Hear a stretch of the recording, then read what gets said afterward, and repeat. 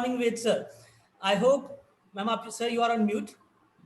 हाँ, good morning विदित जी और आप सभी को नमस्कार. Sir, I hope you enjoyed listening to our viewers as much as we did, and I think the perspective is all set now. तो महफिल का शुभारंभ करते हैं और आपके व्यूज जानते हैं इस विषय पे, मोहब्बत तब और अब.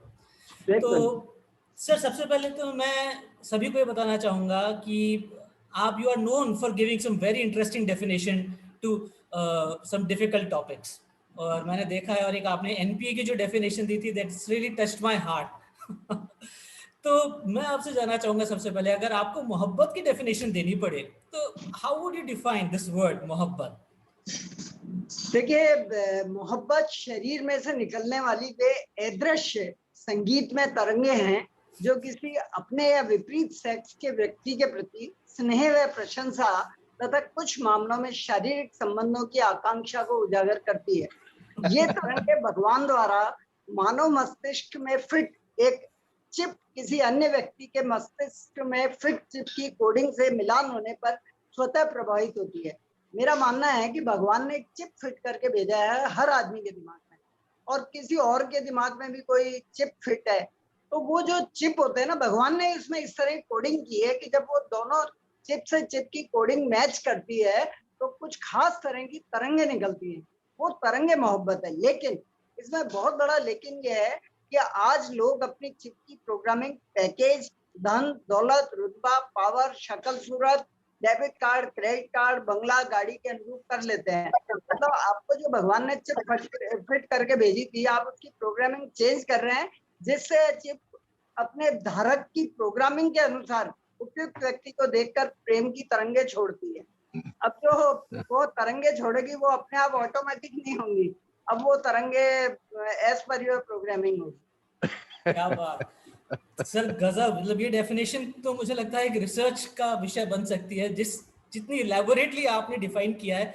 मुझे क्या वो दिन याद आ गया जब हम हिंदी में व्याकरण पढ़ा करते थे स्कूल में, तो वो जिस टिपिकल स्टाइल में डेफिनेशंस होती थी बिल्कुल वैसी ही है, और ये चिपके वाली डेफिनेशन है. Yes, correct. तो सर, आपने ये तो बता दिया कि मोहब्बत एग्जैक्टली है क्या, quote and quote Ved Mathur ji. But next question ये आता है कि आप इतने वाइड सब्जेक्ट्स पे लिखते हैं, beat finance, non finance, social matters, international matters. तो व्हाई दिस सब्जेक्ट, ये जो एक मोहब्बत का विषय है, why this is so much close to you? इसका क्या कारण है सर? देखिए विदित जी, कि जो कसाई है, नेता है, भ्रष्ट अफसर है, तो सबको मोहब्बत होती है, मतलब कसाई को भी होती है. तो फिर वेद माथुर जैसे एक कोमल हृदय वाले राइटर को क्यों ना हो, और वो ये टॉपिक उनके लिए प्रिय टॉपिक क्यों ना हो. और दूसरी बात, यदि मैं सीरियसली कहूँ तो दुनिया में प्रेम या मोहब्बत से पवित्र, मधुर और मादक, मादक को मैं रिपीट करना चाहूंगा, कुछ भी नहीं है. यह स्टीरॉइड है, आदमी की जिंदगी में एक तरह का स्टीरॉइड है. प्रेम को संकीर्ण अर्थ में ना लें कि लड़के लड़की का जो प्रेम होता है. अब जहां तक मेरा सवाल है, तो मुझे मीठे नीम के पौधे से भी प्यार है, और मुझे गुलमोहर के पेड़ से भी प्यार है, अपने ग्रैंड सन से भी प्यार है, और पड़ोसी का एक डॉगी है उससे भी प्यार है. तो प्यार किसी से भी हो सकता है. तो प्रेम जो है वो संपूर्ण ब्रह्मांड को एक तरह का एनर्जी दे रहा है. तो पावर ग्रिड है. जितनी भी आप एनर्जी देख रहे हैं दुनिया के अंदर, ये कहीं ना कहीं किसी न किसी के प्रेम से आई. राइट. तो वेद सर, आपने बहुत इलेबोरेटली डिफाइन किया कि मोहब्बत, प्रेम क्या है. मतलब आपने उसको एक तरह से ना एक यूनिवर्सल चीज़ बना दिया है. पर अगर हम ईमानदारी की बात करें, और अगर किसी एक यंगस्टर से या यंग कपल से बात करें, तो उनसे पूछे कि क्या होती है मोहब्बत, तो उनका एक ही जवाब होगा. तो अगर हम उसी पे फोकस रह के एक बार बात करें कि, क्योंकि मोहब्बत के जो गाने हैं वो भी ज़्यादातर इन्हीं चीज़ों के ऊपर होते हैं, जो एक रिलेशनशिप होती है उसी को लेके. ये तो एक हमने इसको डाइवर्स कर रखा है for philosophical way, but I think that is precisely जो बात है मोहब्बत की. जब बात होती है तो कुछ एक ही परिदृश्य में होती है. तो अगर मैं ये जानना चाहूँ कि सर, आपने like you have seen the entire world and you have seen ages, तो आपको क्या लगता है कि ये जो मोहब्बत है, ये आपके ज़माने में और हमारे ज़माने में, आज के ज़माने में क्या डिफरेंट लगता है आपको? क्या मतलब भिन्नता क्या है आपकी देखिए, व्यूज में? हमारे ज़माने में मोहब्बत होती थी लेकिन वो मोहब्बत या तो फिल्मों में होती थी या वन साइडेड होती थी। तो मैं ये कहूंगा कि एक्चुअल जो सोसाइटी थी हमारी, इंडियन सोसाइटी हमारे टाइम में, उसमें जो प्रेम करना है, मोहब्बत करना, ये किसी से रेप करना या कोई क्रिमिनल एक्ट करना उससे भी सीरियस था, इतना सीरियस था ये। तो कोई जैसा आजकल उत्तर प्रदेश के अंदर यदि लव जिहाद जो होता है, यानी कोई मुस्लिम लड़का यदि हिंदू लड़की से प्यार कर ले, तो उस तरह की फीलिंग इवन सेम कास्ट में भी आती थी। कोई लड़की सेम कास्ट में भी यदि प्यार कर ले तो उसको ये समझा जाता था कि बहुत बड़ी उसने एक्टिविटी, क्रिमिनल एक्टिविटी कर ली। इसी तरीके से क्या होता था हमारे जमाने में कॉलेज के अंदर कि यदि कोई लड़की किसी लड़के को देख के मुस्कुरा दे या लड़का मुस्कुरा दे तो वो एक अफसाना बन जाता था कि यार इनका तो मोहब्बत चल रही है, चल रही है, चल कुछ भी नहीं रहा है। और हालत ये हो जाती थी कि वो मामला, वो अफसाना, पूरे फर्जी अफसाना पूरे कॉलेज में फेमस हो जाता था। और जो लड़की का भाई होता था उसको पता लग जाता था। तो लड़की का भाई क्या करता था कि जो मोहल्ले के पहलवान और गुंडे होते थे उनको लेके लड़के को पीटने के लिए आ जाता था। तो इस तरीके से हमारे जमाने में ऐसे होती थी मोहब्बत। और सर आज के ज़माने में आपने कुछ ऑब्जर्वेशन करी हो तो वो भी उस पे भी रोशनी डाल दें। देखिए, आपने शायद फेसबुक पे देखा होगा, मैंने कुछ समय पहले एक वो डाला था डायलॉग जो काफी वायरल भी हुआ व्हाट्सएप और फेसबुक पे। वो ये था कि मोहब्बत पहले अंधी थी, फिर उसने अपना इलाज करवाया, अब मोहब्बत गाड़ी, बंगला, बैंक बैलेंस, शक्ल, पोजीशन सब देखती है। तो मोहब्बत अंधी नहीं रही है, ये फर्क आ गया। अब देखिए बहुत सारे अंतर है, मैं आपसे डिस्कस करना चाहूंगा, हालांकि इस बात में काफी कुछ आ गई, लेकिन जैसे पहले जो मोहब्बत थी, किसी में अच्छा सेंस ऑफ ह्यूमर है, कोई अच्छा सिंगर है, कोई अच्छा कवि है, तो उसकी और भी लोग आकर्षित होती थी, लड़कियां या लोग। लेकिन अब जो मोहब्बत है वो सारी चीजें ओवरऑल देखती है। अच्छा, जैसा मैंने बताया कि उस जमाने में मोहब्बत कत्ल जैसा था, आजकल परिवार इसको सहर्ष स्वीकार कर लेते हैं। इसी तरह आप यूँ देखिए कि उस जमाने में मोहब्बत का मतलब था प्रॉब्लम। आपने गाने भी सुने होंगे, दिल दिया दर्द लिया। तो किसी ने दिल दे दिया, ले लिया, तो साला दर्द ले लिया, आफत ले ली। लेकिन आज ऐसा नहीं है। आज बड़ा आराम से लोग मोहब्बत अच्छे उससे करते हैं। अच्छा, एक और इम्पोर्टेंट बात है कि पहले की आप फ़िल्में देखें या उस ज़माने की मोहब्बत देखें, मैंने थोड़ी बहुत जो देखी है, तो वो ट्रायंगल होता था, त्रिकोण होता था। उसका एक रीजन तो ये होता था कि आपने डिमांड एंड सप्लाई का सिद्धांत सुना होगा। तो प्रेम करने के लिए लड़कियां और प्रेम करने के लिए लड़के अवेलेबल नहीं होते थे। तो लड़का तो जो वो प्रेम करे जो सालों पिटने के लिए तैयार हो, और लड़की वो प्रेम करे जो पूरे समाज के सामने बागी होके सिर कटवाने को तैयार हो। तो ऐसे वो मुगले आजम टाइप की फिल्मों में कैरेक्टर मिलते थे। तो जो सप्लाई थी प्रेम करने वालों की वो बहुत कम थी। तो त्रिकोण होता था, है ना, ट्रायंगल होता था हर फिल्म में। लेकिन आजकल क्या हो गया कि बहुत ही साइंटिफिक सिस्टम हो गया। आप फेसबुक पे लिख देते हैं सिंगल, तो कोई दूसरा उसके मतलब कोई भी आदमी उसमें अप्लाई कर सकता है या प्रयास कर सकता है। लेकिन यदि आपने स्टेटस लिख दिया कि इन ए रिलेशनशिप, तो कोई दूसरा आदमी वहां हाथ नहीं डालेगा। ये तो पिछले वाला जो होता था, हमारी फिल्में होती थी, वो 3 घंटे तक विलेन मानता नहीं था। 50 बार ना हो गई, पिट भी गया, फिर भी वो एंड तक ट्राई करता था। फिर फाइनल पिटता था वो हीरो से लास्ट सीन के अंदर, तब वो मानता था। लेकिन आजकल क्या हो गया जी, आपने फेसबुक पे लिख दिया कि इन ए रिलेशनशिप, तो कोई दूसरा आदमी आपको प्रपोज नहीं करेगा, है ना। इसको मैं और एक एग्जांपल से बताऊंगी। जब हम लोग जयपुर में पहली बार पोस्ट हुए तो हम लोगों को मकान ढूंढना था, तो हम घर घर जाके देखते थे, नॉक करके पूछते साहब कोई मकान तो खाली नहीं है। आजकल आदमी वहीं जाता है जहाँ टू लेट का बोर्ड होता है। तो इतनी बेवकूफी नहीं करता जितनी हमारे समय में होती थी। एक और इम्पोर्टेंट चीज है, जैसा अभी बताई भी है राजवीर जी ने, कि उस जमाने में जो प्रेम होता था वो अनकहा होता था। मतलब आदमी कह नहीं पाता था, वन साइडेड होता था। आदमी किसी के लिए, लड़की के लिए चिट्ठी भी लिखता था या कोई गुलाब का फूल लाता था, तो वो देता, डिलीवर नहीं करता था। उसको लगता था मैंने डिलीवर कर दिया तो बम फट जाएगा, गुंडे आ जाएंगे और लड़की अपने ब्रदर को बता देगी, उसके बाद ठुकाई होगी। तो वो अनकहा इश्क होता था, एक तरफा होता था। आजकल क्या है, जैसा अभी बाकी लोगों ने भी बताया है कि वो लाउड बहुत होता है। आप उसका प्रचार करते हैं, पत्नी के लिए भी है तो आप फेसबुक पे पोस्ट लिखते हैं, ये मैं भी लिखता हूँ। तो मैं ये जो अंतः प्रेम है, उसके लिए मैं एक छोटी सी एक गीत चतुर्वेदी, एक लेखक हैं, उनकी, मैं कवि है, उनकी दो दो लाइन की दो पंक्तियां पढ़ना चाहूंगा। आप सुनिएगा, मजा आएगा आपको। हमारे टाइम की है ये। दिल में प्यार तो था दिल में प्यार तो था लेकिन खत नहीं लिखे, दिल में प्यार तो था लेकिन खत नहीं लिखे, न ही पेड़ के तनों को खुरच कर घायल किया, न ही पेड़ के तनों को खुरच कर घायल किया, प्यार था इसलिए चुपचाप किया, प्यार था इसलिए चुपचाप किया। एक और उनकी 2 लाइन की कविता है, मैंने तुम्हें सपने में देखा, मैंने तुम्हें सपने में देखा, तुम्हें देखने का एक यही जरिया बचा है इन दिनों, तुम्हें देखने का एक यही जरिया बचा है इन दिनों। तो इस तरह अनकहा वो होता था। चिट्ठियों के दिन होते थे, चिट्ठी आदमी लिखता था। मेरी हैंडराइटिंग एक्सेप्शनली सुंदर है, मेरे पास बहुत लोग लिखवाने आते थे। हालांकि उसमें रिस्क ये थी कि उसने लड़के ने किसी पड़ोसन के कंकर पे बांध के और फेंक दिया करते थे चिट्ठी, तो कई बार तो पता भी नहीं लगता था लड़कियों को किसने फेंकी। तो कई मतलब कई लोग इंक्वायरी करते हुए मेरे घर आ जाते थे कि वे हैंडराइटिंग मेरी होती थी। तो उस समय इस तरह का प्यार होता था कि वो जिसे कहा जाए ना कि अनकहा होता था। एक बात और, जैसे ब्रेकअप के बारे में अभी बताया भी गया कि हमारे यहाँ क्या होता था कि ब्रेकअप तो एक तरफा होता था और इक्का दुक्की जो मोहब्बत होती थी वो भी असफल हो जाती थी। तो जो प्रेमी होते थे वो बाकी की जिंदगी रोते हुए निकलते थे। हालांकि उस जमाने में साहिर लुधियानवी ने बहुत अच्छा फार्मूला दिया था, चलो एक बार फिर से अजनबी बन जाए हम दोनों। एक फिलॉसफी उन्होंने दी थी साहिर लुधियानवी ने, यदि दोनों उसे था ना कि जो अफसाना जिसे किसी मोड़ पर किसी मंजिल तक ले जाना संभव ना हो, उसे खूबसूरत मोड़ देकर छोड़ना अच्छा, ऐसा कुछ गाना था उनका। तो वो एक फिलॉसफी उन्होंने दी। लेकिन कुल मिला के जो असफल मोहब्बत होती थी वो बाकी सारी जिंदगी रोते थे। जैसा आपने वो गाना सुना होगा, वो भी इसको डेपिक्ट करता है, लग जा गले जी भर के देख लीजिए हमको करीब से, फिर आपके नसीब में ये रात हो या ना हो, इस जन्म में मुलाकात हो या ना। तो वो इस तरह का कुछ गाना था, लग जा गले।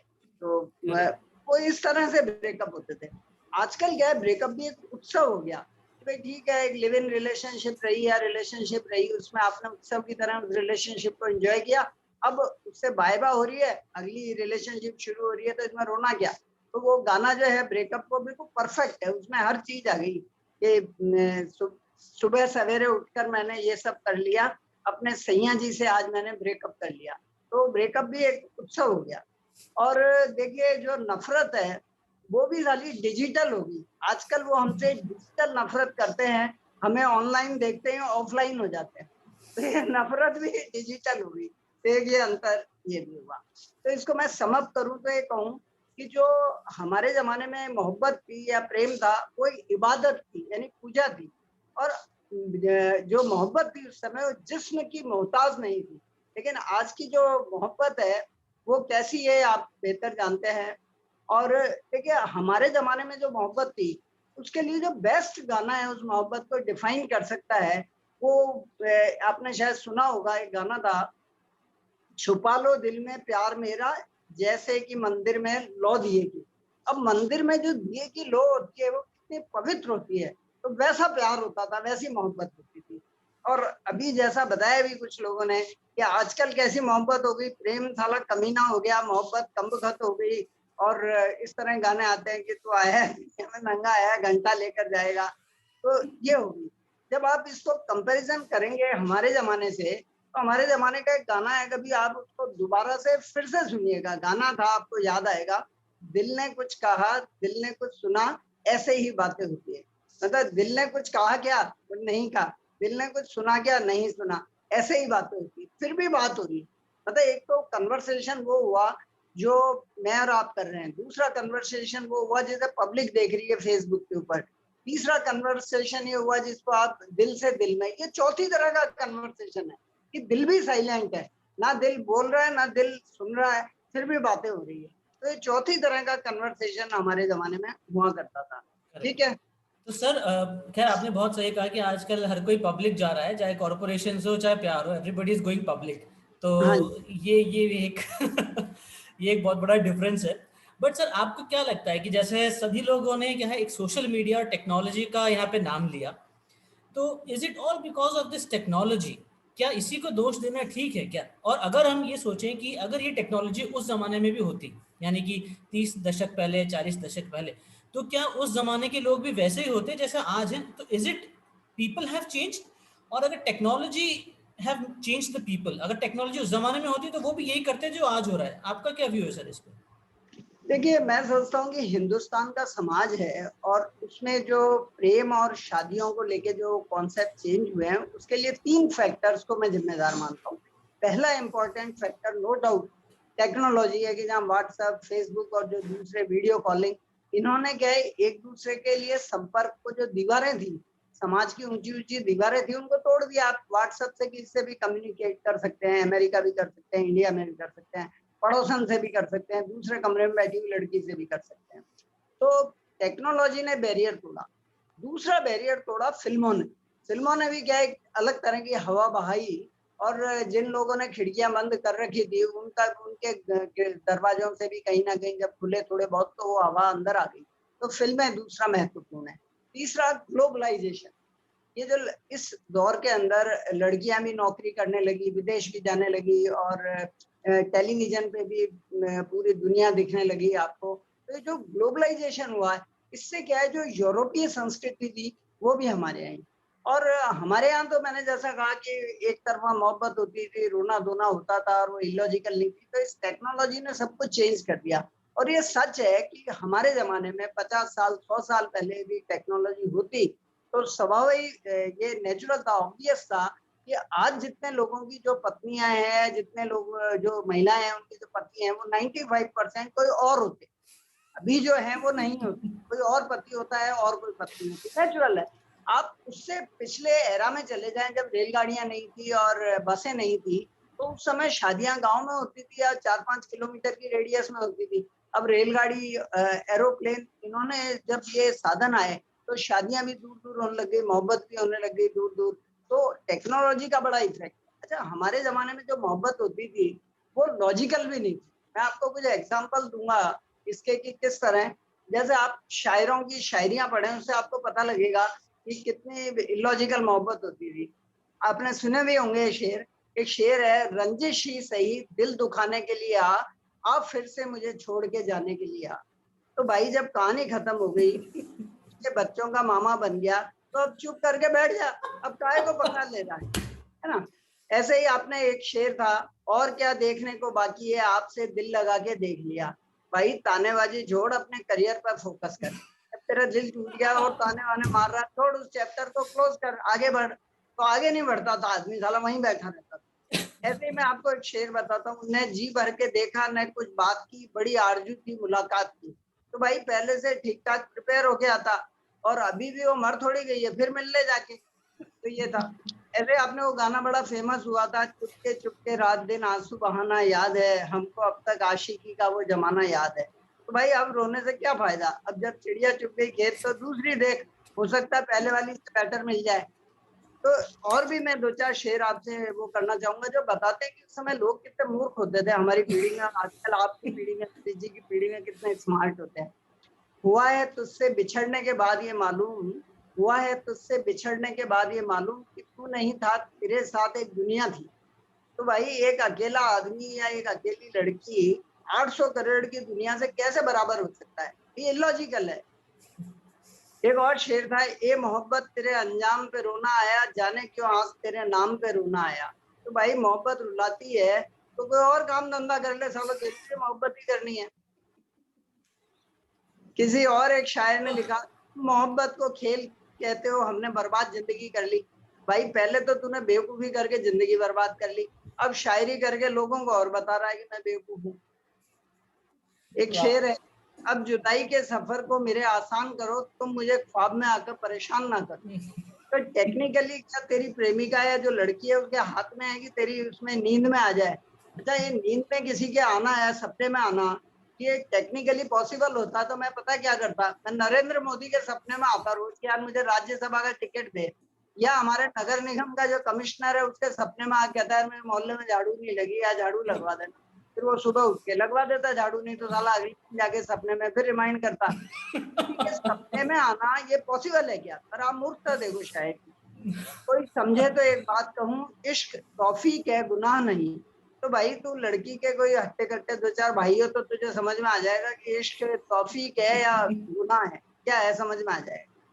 करूं क्या जो मोहब्बत में हो गया नाकाम, करूं क्या, जो मोहब्बत में हो गया नाकाम, मुझे तो और कोई काम भी नहीं आता। तो भाई मोहब्बत को तूने पहले भी क्या कोई करियर या रोजगार समझ रखा था क्या? वो काम ही सीख लेता, तो इधर फेल होता तो उधर जाता। तेरा मिलना खुशी की, एक साहिल लुधियानवी ने अपनी किताब तलखियां की जो उसका शुरू का पन्ना है उसमें लिखा है, तेरा मिलना खुशी की बात सही, तुझसे मिलकर उदास हो जाता हूँ। तेरा मिलना खुशी की बात सही, तुझसे मिलकर उदास रहता हूँ। तो भाई तुझे पता है कि मैं इससे मिलकर उदास होऊंगा, तो तू मिलने गया क्यों? मिलने मत जा। खुदा की इतनी बड़ी कायनात में मैंने बस एक शख्स को मांगा, मुझे वह भी नहीं मिला। तो भाई तू आलिया भट्ट को मांगेगा तो मिलने से रही। हाँ, तू यदि राज कुंद्रा जितना पैसा है और शिल्पा शेट्टी को मांगेगा तो जरूर मिल जाएगी। तो प्रैक्टिकल अप्रोच होनी चाहिए आपकी कि आप किसको मांग रहे हैं। हम तो समझे थे कि हम भूल गए हैं उनको, क्या हुआ आज ये किस बात पर रोना आया? भाई शायरी छोड़ो, मनोचिकित्सक से मिल। जब तेरे को पता ही नहीं है, बिना बात ही रोना आ रहा है, तो जाके मिल साइकियाट्रिस्ट से। आपके यहाँ एक तांबी बहुत फेमस है, मैं अखबार में आता रहता है कि उसका इनकम टैक्स की रेड पड़ती है, दिन तो तांबी से मिल ले। एक ने लिखा, अपनी तबाहियों का मुझे कोई गम नहीं, तुमने किसी के साथ मोहब्बत निभा तो दी। तो अब ये है भाई, तू अपनी देख, तुझे दूसरे से क्या लेना देना कि उसने निभाई कि नहीं निभाई, तू अपनी संभाल। आरजू है कि तू यहाँ आए और फिर उम्र भर न जाए। तो भाई ये जिन जिन ने सोचा कि भाई उम्र भर ना जाए और उनके यहाँ आ गई उनकी प्रेमिका रहने के लिए, बीवी बन गई, वो सब पछता रहे। तू भी पछताना चाहता है तो बात अलग है। Awesome sir, awesome. मतलब और वे आप विश ये चलता रहे सिलसिला। और हाँ, एक लास्ट और है कि एक शेर है, मैं जब सो जाऊं इन आंखों पर अपने होठ रख देना, मैं जब सो जाऊं इन आंखों पर अपने होठ रख देना, यकी आ जाएगा पलकों तले भी दिल धड़कता है। तो भाई टेक्निकली गलत है, पलकों या आंख के नीचे दिल कोई पागल ही बता सकता है कि मेरे पलक में दो साथ दिल है। तो मतलब हमारे टाइम में सारी इलॉजिकल चीजें होती थी। Anyway, thank you so much sir. I think मतलब एक अमेजिंग सीरीज थी ये, और आप इसकी किताब लिखिए, इलॉजिकल क्या बोलते हैं ना, एरा ऑफ मोहब्बत। yes, बट सर इस पूरे एपिसोड में अभी तक जो आपने ना एक जिक्र किया बॉलीवुड का, आपने बोला कि एक जिनके घर बंद थे उनकी भी एक दरवाजा था हिंदी फिल्म में, जिन्होंने ये माहौल बदल दिया एक तरह से। हाँ तो जी, ऐसा कहा भी जाता है कि सर जो फिल्म इंडस्ट्री वाले हैं वो ये कहते हैं कि जो बॉलीवुड है, जो फिल्में हैं, वो समाज का परिदृश्य है। ठीक है, वो हाँ वही जी, रिफ्लेक्शन आता है जो समाज है। सर ये are they just playing safe, एक सेफ हाँ जी। प्ले के लिए स्टेटमेंट दिया गया है, या फिर उसका उल्टा ठीक है कि जो टेलीविजन दिखाता है समाज वैसा बन रहा है? विच वे इट इज करेक्ट? देखिए, फिल्में और टेलीविजन आदमी को और हमारे समाज को बहुत ज्यादा प्रभावित करते हैं। आप इसको यूं देखें कि किस जमाने में राज कपूर की फिल्में आती थी, जैसे उनकी एक फिल्म आई आवारा, और भी बहुत सारी फिल्में हैं जैसे आमिर खान की राजा हिंदुस्तानी या अमिताभ की हमारा अकबर, एंथोनी श्री 420। इन सब में एक कॉमन फैक्टर ये होता था कि जो हीरो होता था वो गरीब होता था, और वो एक गाना भी गाता था कि साहब मैं गरीब हूँ, मेरे पास घर भी नहीं है, ठिकाना भी नहीं है, मैं अनाड़ी भी हूँ, मतलब मैं तो हर तरह से बेवकूफ हूँ और नंगा हूँ, लेकिन मैं दिल का अमीर हूँ, इसलिए मेरे से मोहब्बत कर। और हीरोइन को लगता था यार ये तो दिल का अमीर है, साला दिल का अमीर कहाँ मिलेगा, पैसे वाले तो बहुत मिल जाएंगे विदेश जैसे, लेकिन दिल का अमीर तो मुश्किल है। तो वो फिर उससे दिल देके शादी कर लेती थी। बाद में क्या हुआ ये फिल्म वाले बताते नहीं थे। तो इस तरह की फिल्में आती थी, ठीक है ना, कि जहाँ मतलब दिल का अमीर ढूंढती थी। आजकल कोई बेवकूफ, एक तो पहली बात है दिल के अमीर का कोई कॉन्सेप्ट वैज्ञानिक नहीं है। कोई दिल का अमीर कैसे है, मतलब आप किसी हार्ट स्पेशलिस्ट से पूछोगे तो वो इसको हंसेगा, बेवकूफी समझेगा। सभी सबका दिल एक सा ही होता है, उसमें कोई अमीर गरीब नहीं होता दिल। तो ये कॉन्सेप्ट खत्म हो गया। अच्छा, इस कॉन्सेप्ट को खत्म करके जो शुरू से बात हो रही है कि डेबिट क्रेडिट कार्ड वाली बात हो गई, या मैंने चिप की थ्योरी डेवलप की कि प्रोग्रामिंग करने लगे, इसमें फिल्मों का बहुत बड़ा योगदान है। सो इस पे भी चेक रखना पड़ेगा, और censor needs to be more sensible I guess, just like earlier days. Sir एक सवाल यहाँ बनता है कि जैसा आपने बताया कि एक सोसाइटी के अंदर मेंटली जो यूथ है उसका माइंडसेट चेंज हो रहा है, उसकी फिलोसफी चेंज हो रही है, उसकी may be he is getting more logical, और वो देख रहा है कि what is right what is wrong. वो एक इमोशनल ना होके हर चीज़ को एक लॉजिकल यार्ड स्टिक से चेक करके फिर किसी भी रिलेशनशिप में एंटर कर रहा है, या फिर एग्जिट भी कर रहा है उसी उसी यार्ड हाँ स्टिक से। हाँ जी, हाँ बट जी। एट द सेम टाइम से डू यू सी, आपको लग रहा है कि जो पेरेंट्स हैं, जो अभिभावक हैं, उनका भी माइंडसेट कहीं ना कहीं चेंज हो रहा है? या फिर क्योंकि पहले की तरह अब वो एक एक टेरर नहीं है पेरेंट्स का जो पहले हुआ करता था, जैसे पूजा मैम ने बताया कि उनके दादाजी के दादा ससुर का एक टेरर होता था, तो आपको क्या लग रहा है कि हमारे पेरेंट्स और अभिभावक भी लिबरल हो रहे हैं, उनका माइंडसेट भी चेंज हो रहा है, they are also getting open to this new idea? देखिए, समाज में पिछले 50 साल में जो सकारात्मक बदलाव आए हैं, उसमें से एक बड़ा पॉजिटिव चेंज ये भी है कि जो पेरेंट्स हैं, उनका माइंडसेट चेंज हो रहा है। देखिए, मैं इस बात से 100% कन्विंस हूँ कि हर व्यक्ति को जो समझदार, इंसान या मूर्ख नहीं है, उसको ये अधिकार है कि वो अपनी इच्छा के लड़के या इच्छा की लड़की से विवाह करे। तो क्यों हम किसी के ऊपर 50 साल, 100 साल के लिए किसी एक पर्टिकुलर व्यक्ति को लाद दें, जिसको वो लाइक करता है उससे शादी करे। और जो जैसा मैंने आजकल बताया कि आजकल के लड़के लड़कियां वो बहुत लॉजिकल होते हैं, उन्होंने अपने ब्रेन की प्रॉपर प्रोग्रामिंग की हुई होती है अपने चिप के अंदर, तो जो उनका सिलेक्शन होता है वो सही होता है। तो पेरेंट्स को भी अब धीरे धीरे बात समझ में आ गई कि ये सिस्टम सही है, उनका माइंड सेट भी चेंज हुआ है।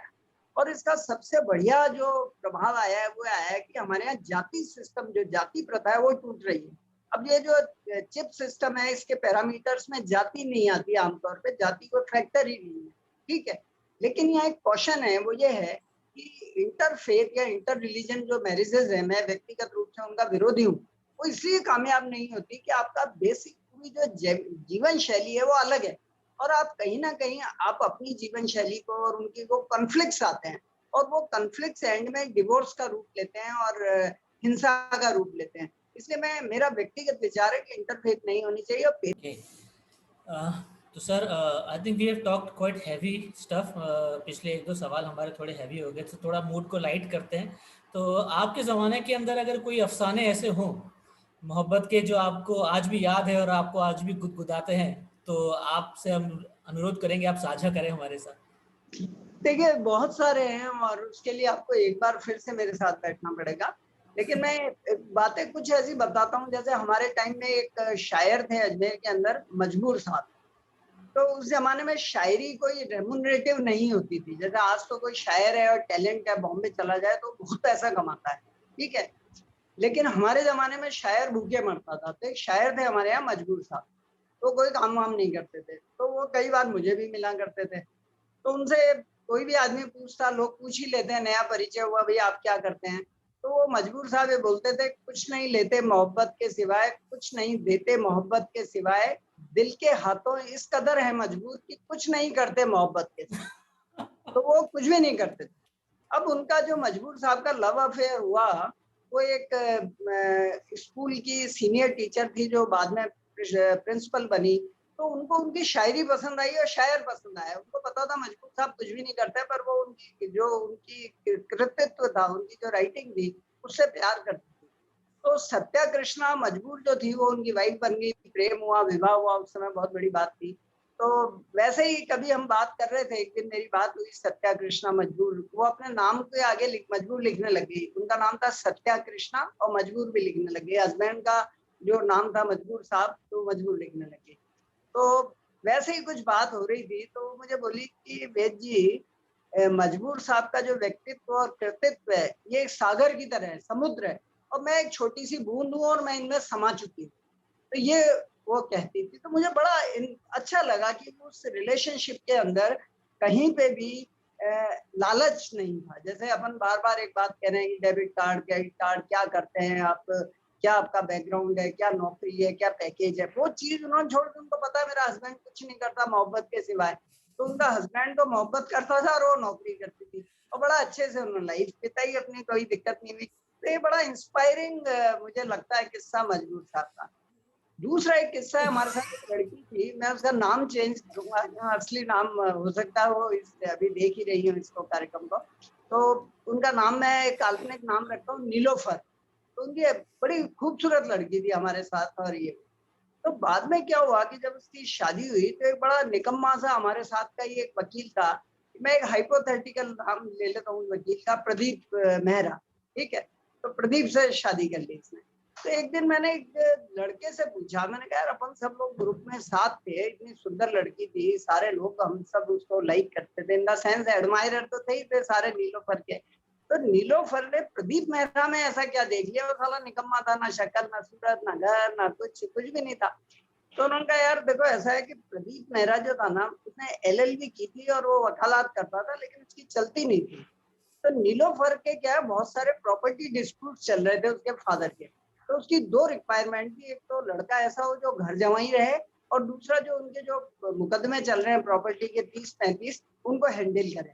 तो उनकी रिक्वायरमेंट के अंदर विदित या वेद माथुर फिट नहीं होता था, उनकी रिक्वायरमेंट के अंदर प्रदीप मेहरा फिट होता था। जो एक तो वकील था, बेरोजगार था, उसका और कोई केस नहीं था, चलो साला फैमिली के केस ही लड़ेगा। दूसरा उनको घर जमाई चाहिए था जो डिस्प्यूटेड प्रॉपर्टीज के रोज रोज के झगड़े निपटाए।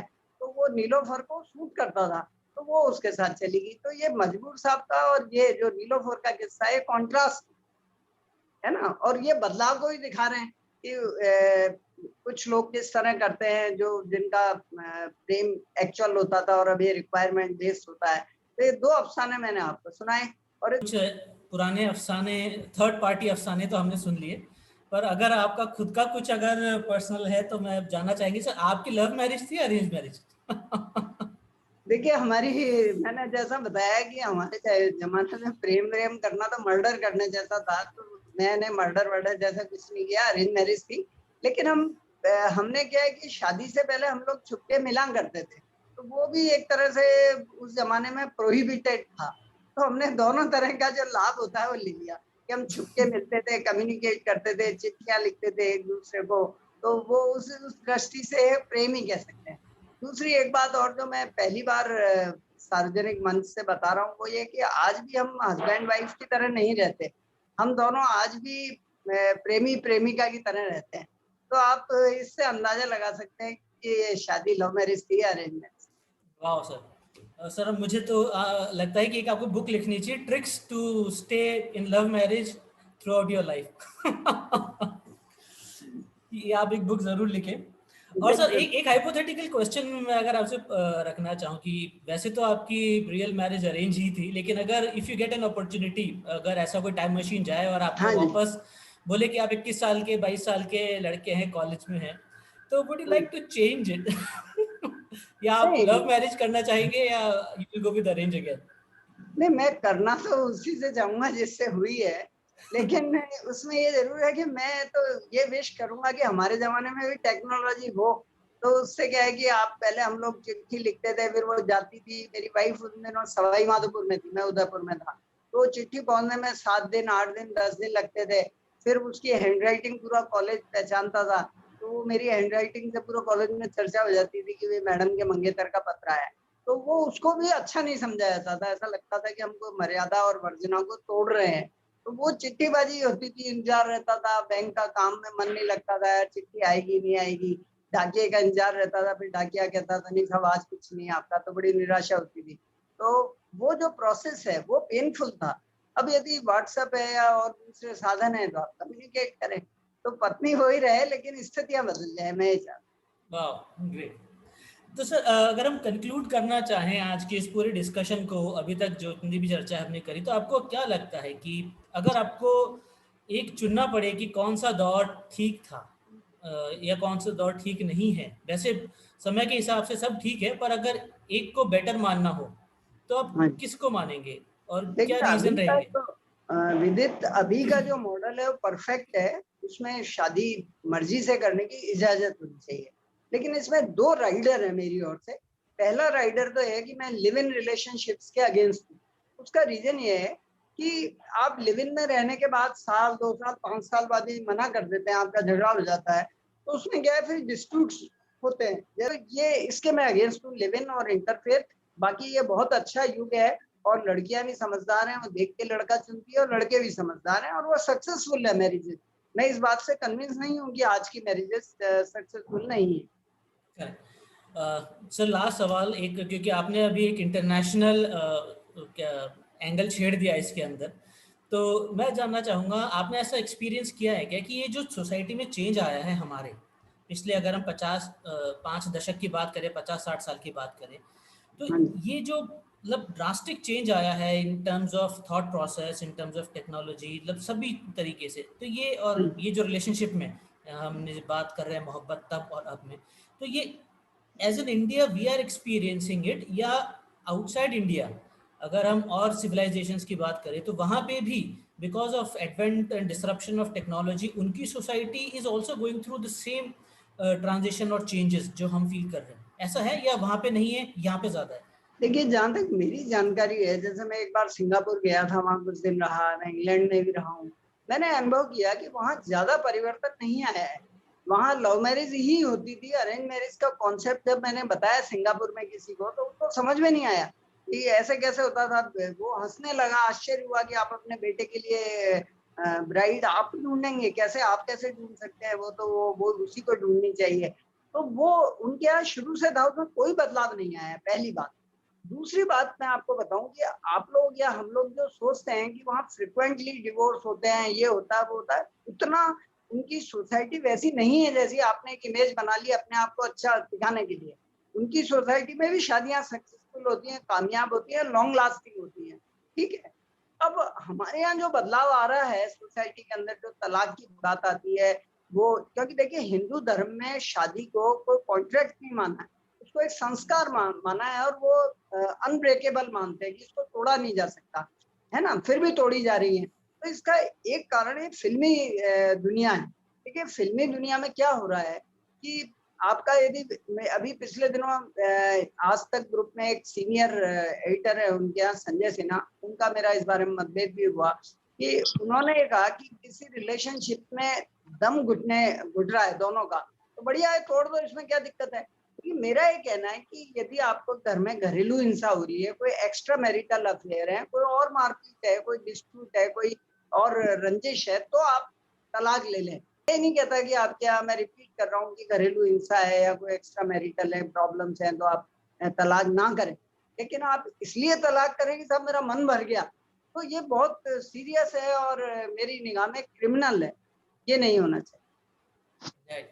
सो thank you so much Ved sir. आज हमने विस्तृत चर्चा करी आज के इस सब्जेक्ट के ऊपर, I think which is very contemporary, और हम सभी इस एज से गुजरे हैं और we are touch by this feeling of मोहब्बत, और we are seeing it around also, हमारे दोस्तों में, हमारे परिवार में ये चीज़ें होती हुई हम देख रहे हैं। तो दिस इज़ वेरी रेलिवेंट, और आपसे डिस्कशन करके we got our thinking straight, और पता चला एक मैं इम्पॉर्टेंट जाने से बात। पहले मैं आप मुझे धन्यवाद दें, उससे पहले 4 लाइनें पढ़ के सुनाना चाहता अरे सर बिल्कुल बिल्कुल, मैं होल्ड करता हूँ, धन्यवाद थोड़ा। हूँ। हाँ, देखिए 4 लाइनें हैं। सब फैसले नहीं होते सिक्का उछाल के, सब फैसले नहीं होते सिक्का उछाल के, ये दिल के रास्ते हैं जरा देखभाल के, ये दिल के रास्ते हैं जरा देख के। मोबाइल के दौर के आशिक को क्या पता, मोबाइल के दौर के विद्युत जी को क्या पता, रखते थे खत में कैसे कलेजा निकाल के, रखते थे खत में कैसे कलेजा निकाल के। तो चलते चलते मैं लास्ट में कहूंगा, मैं तो शेर सुना के अकेला खड़ा रहा, मैं तो शेर सुना के अकेला खड़ा रहा, सब अपने अपने चाहने वालों में खो गए, सब अपने अपने चाहने वालों में खो गए। तो विद्युत जी मुझे अकेला छोड़ रहे हैं, और आप सब अपनी अपनी जो भी आपके हो रहे हैं उसमें हो रहे हैं। Thank you so much sir. नहीं, हम आपको अकेला नहीं छोड़ रहे हैं और हम सभी आपके साथ हैं, तो correct. So thank you Ved sir आज की इस चर्चा के लिए, और I think you touched God with everyone's heart, और ये सब्जेक्ट भी ऐसा था कि everybody is very close to this subject. और thank you so much Sudha ma'am, Puja ma'am and Rajveer for sharing your views and your opinion on the subject. Plus, thank you so much Ganesh ji, Mukesh ji, and Alok sir for spicing up the debate. And finally, very thank you so much Ved sir for candidly putting across your views. और जो एक series आपने logical illogical जमाना और कवि के बारे में की थी, that was the highlight of the meeting. और आपसे रिक्वेस्ट है, अगर आप उसको रिकॉर्ड करके या कहीं नोट डाउन करके शेयर करें तो that will be great. That was really entertaining. Final comments, sir, from Vid sir, you as we sign off the meeting. Anything you want to say, and then we'll sign off. देखिए आज हमने बहुत ही विस्तार से चर्चा की है प्रेम या मोहब्बत पे। तो मैं सोचता हूँ मेरे जो व्यूज थे वो लॉजिकल थे कि जैसे आज के जमाने में जिस तरह प्रेम मोहब्बत और शादियां हो रही है, मैंने उनका समर्थन किया, लेकिन लिव इन रिलेशन और इंटरफेथ मैरिजेस का मैंने विरोध किया। तो मैं सोचता हूँ मेरी बातें तर्क सम्मत थी, और मैं अंत में सिर्फ यही कहना चाहूंगा कि जो प्रेम है वो एक अद्भुत एहसास है, और प्रेम की जो परिभाषा है और जो अर्थ है उसको हमें व्यापक संदर्भ में लेना चाहिए। जैसे फॉर एग्जाम्पल, आपको हो सकता है मेरी बात थ्योरेटिकल लगे विदित, लेकिन आज की जो सबसे बड़ी जरूरत है वो ये है कि एक टीचर है वो विद्यार्थियों से प्यार करे, विद्यार्थी टीचर से प्यार करे, एक सरकारी दफ्तर का बाबू है वो उसके यहाँ जो लोग लेके काम लेके जाते हैं उनसे प्यार करे कि यार मेरे देश के लोग आ रहे हैं, मैं इनको मोहब्बत करूं। तो ये जो मोहब्बत है इसका एक्सपांशन होना चाहिए। आज क्या हो रहा है हमारे यहाँ कि हम अपने आप से मोहब्बत कर रहे हैं, पत्नी से मोहब्बत कर रहे हैं और बच्चों से मोहब्बत कर रहे हैं। हम हमारी गली से, हमारे पड़ोसी से, हमारे ऑफिस में आने वाले लोग से, हमारे बैंक में आने वाले लोगों से मोहब्बत नहीं करते, हमारे यहाँ जो मेट्स काम करती हैं उनसे मोहब्बत नहीं करते। जो मोहब्बत है उसका दायरा व्यापक होना चाहिए।